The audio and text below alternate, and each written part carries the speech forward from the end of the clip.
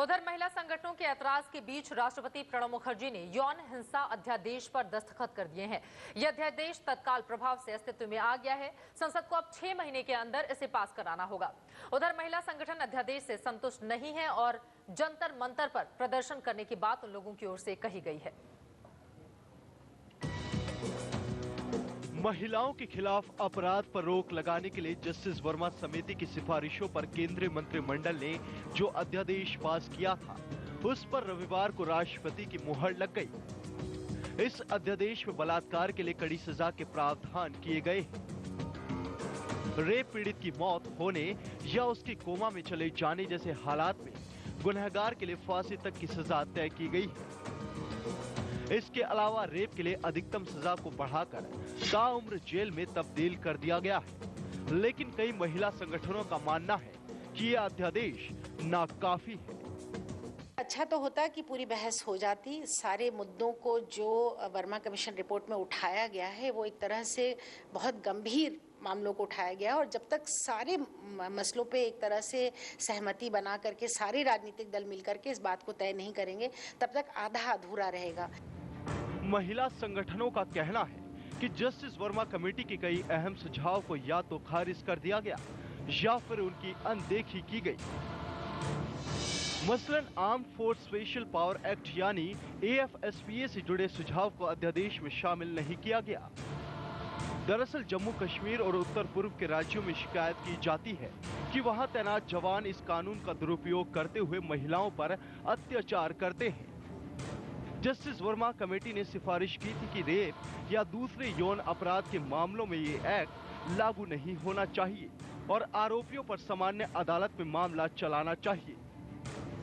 इसी तरह जनप्रतिनिधियों से जुड़े सुझाव की भी अनदेखी की गई।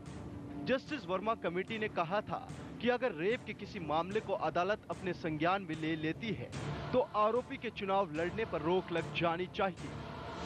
जस्टिस वर्मा कमेटी ने सिफारिश की थी कि जज समेत तमाम बड़े अधिकारियों पर अगर रेप के आरोप लगते हैं तो उन पर कानूनी कार्रवाई शुरू करने से पहले किसी मंजूरी की जरूरत नहीं होनी चाहिए। लेकिन इस सिफारिश को भी अध्यादेश में शामिल नहीं किया गया।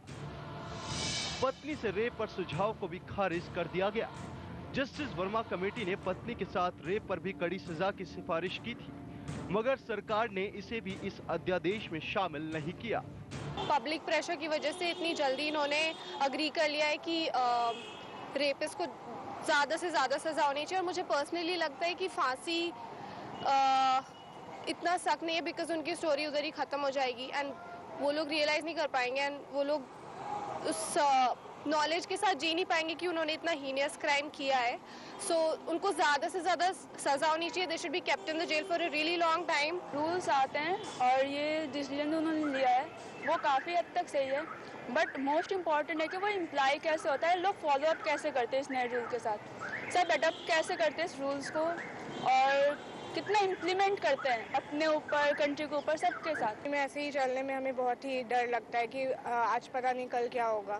तो अभी उन्होंने जो भी जजमेंट दिया है मुझे लगता है अभी देखते हैं वो कैसे इम्प्लीमेंट हो रहा है और कितनी हद तक हम सेफ महसूस करेंगे और आगे क्या होता है। अगर उस चीज़ से नहीं हुआ तो मुझे लगता है उन्हें और भी लॉज बनाने चाहिए ताकि इंडिया में एटलीस्ट गर्ल्स सेफली घूम सकें। बहरहाल राष्ट्रपति के हस्ताक्षर के बाद ये अध्यादेश लागू हो चुका है। अब 6 महीने के अंदर इस अध्यादेश पर संसद की मंजूरी लेनी होगी, लेकिन तब तक इसके लागू होने में कोई बाधा नहीं है।